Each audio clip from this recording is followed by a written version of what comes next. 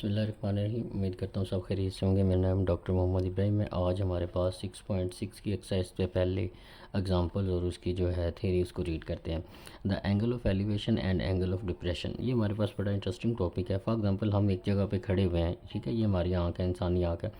अगर हम इसे सीधा देख रहे हैं, हमारी आँख का जो बिल्कुल ऐसे स्ट्रेट जाविया बन रहा है, जो एंगल बन रहा है, इससे बिल्कुल अगर हम ऊपर कोई चीज़ देखते हैं तो उसे एंगल ऑफ एलिवेशन बोलते हैं। अपनी आँख के बिल्कुल सामने आपने देखना है, और अगर उस आँख से आप बिल्कुल ऊपर देखते हैं, जैसे ये एक बंदा देख रहा है, इसका स्ट्रेट एंगल ये वाला बन रहा है पॉइंट डी पे। अगर वो डी पॉइंट से कोई ऊपर चीज़ देख रहा है तो वो जो एंगल बनेगा उसे एंगल ऑफ एलिवेशन कहते हैं। और अगर वो ऐसे स्ट्रेट जो उसका देखने का जाविया है उससे कोई चीज़ नीचे देख रहा है तो उसे हम एंगल ऑफ डिप्रेशन कह सकते हैं, ठीक है। The angle between horizontal line AD, eye level, and the line from the IA to the point B, building B is called the angle of elevation। देखें, हमारे पास जो AD एंगल है, A से D, ये इसको एंगल को क्या नाम देते हैं? आई लेवल का नाम देते हैं, ठीक है। ये हमारा आई लेवल है, ठीक है, और ये बिल्कुल हॉरिजॉन्टल है। And a line from eye A, यहाँ से अगर एक लाइन देते हैं ए से to the point of building B, और बी की तरफ हम कोई पॉइंट देखते हैं बिल्डिंग की तरफ, तो इस तरह का जो एंगल बनेगा उसे एंगल ऑफ एलिवेशन कहते हैं। जैसे हम किसी रूम की छत देख रहे हो या कोई बिल्डिंग का पोल देख रहे हो, कोई इस तरह की चीज़ें देख रहे हो, ठीक है, तो इसे क्या कहेंगे? Angle of elevation. और इसी तरह हमारे पास जो आई लेवल का एंगल है, जिसे हम ए डी का नाम दे रहे हैं, इस एंगल से अगर हम कोई चीज़ नीचे देखते हैं तो इसे एंगल ऑफ डिप्रेशन का नाम देते हैं। The angle between horizontal line A D, इस आँख लेवल के आई लेवल से the line from the A to the foot of the building C. अगर हम ये आई लेवल से नीचे बिल्डिंग के जहाँ पे बिल्डिंग की बेस है उसकी तरफ देखते हैं, ये आई लेवल है ए डी, और अगर हम ए से सी की तरफ देखते हैं, बिल्डिंग के फुट की तरफ देखते हैं, पाँव की तरफ देखते हैं, तो हमारे पास इस तरह का जो एंगल होता है उसे एंगल ऑफ डिप्रेशन कहते हैं। सिंपल सी बात ये हुई कि अगर ये हमारा जो स्ट्रेट एंगल हमारे पास बनता है हॉरिजॉन्टल, इससे ऊपर कोई चीज़ देख रहे हैं तो जो एंगल बनेगा उसे एंगल ऑफ एलिवेशन कहेंगे, और ये स्ट्रेट लाइन से नीचे की तरफ कोई अगर हम चीज़ देख रहे हैं तो उसे एंगल ऑफ डिप्रेशन कहेंगे, ठीक है। नेक्स्ट चलते हैं, हमारे पास एग्जाम्पल नंबर 19 है। The angle of elevation of the top of a pole 40 metre high. एक पोल है हमारे पास, ठीक है, एक खंभा है हमारे पास, उसकी जो हाइट है वो 40 मीटर है, और उसके साथ जो एंगल बन रहा है वो कितने का बन रहा है? 60 डिग्री का एंगल बन रहा है। When seen from a point on the ground level, अगर हम ग्राउंड लेवल से एक पोल, एक खंभे को देख रहे हैं, हम यहाँ पे इसकी पिक्चर बनी होगी, ये बनी है, ठीक है, ये यहाँ पे हम खड़े हुए हैं, और ये उस पोल की लंबाई है वो कितनी है? 40 मीटर है, और हम यहाँ से देखकर उसकी हाइट जो देख रहे हैं, ऊपर खंभे की हाइट यहाँ तक है, हम पॉइंट सी तक देख रहे हैं, ठीक है, यहाँ पे हम खड़े हैं और यहाँ पे हम देख रहे हैं, ठीक है।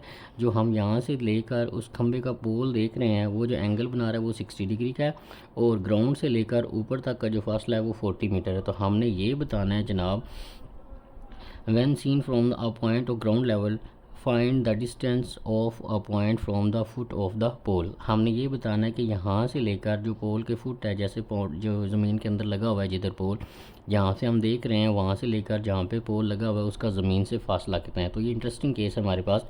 हम यहाँ पे खड़े हैं, एक पोल यहाँ खंबा जो है वो यहाँ पे लगा है, और उसकी हाइट 40 मीटर है, और हाइट 40 मीटर है, और हम जिस एंगल से उसको देख रहे हैं वो एंगल हमारा 60 का बन रहा है। तो हमने ये बताना है कि इस पॉइंट से जहाँ से आप उसको देख रहे हैं 60 डिग्री के एंगल पे, आपने ये बताना है कि यहाँ से लेकर जहाँ पे खंबा लगा हुआ है उसका फुट है, उनके दरमियान जो फासला है वो कितना है। तो इसको हमने लेट कर लिया कि ये हमारे पास एक्स के इक्वल है।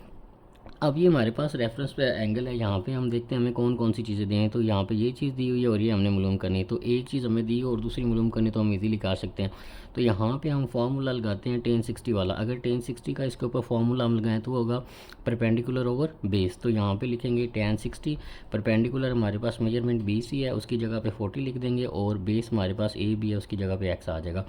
क्रॉस ये एक्स इधर जाकर मल्टीप्लाई हो जाएगा, √3 इधर आके डिवाइड हो जाएगा, तो 40 और √3 करेंगे तो आपके पास 23.09 मीटर जो है उस खंबे की फुट से जहाँ पे आप खड़े हैं उसकी लंबाई आ जाएगी। जहाँ पे आप खड़े हैं और जहाँ पे खंबे का फुट है वहाँ तक की जो लेंथ है वो हमारे पास कितनी बन रही है? 23.09 मीटर बन रही।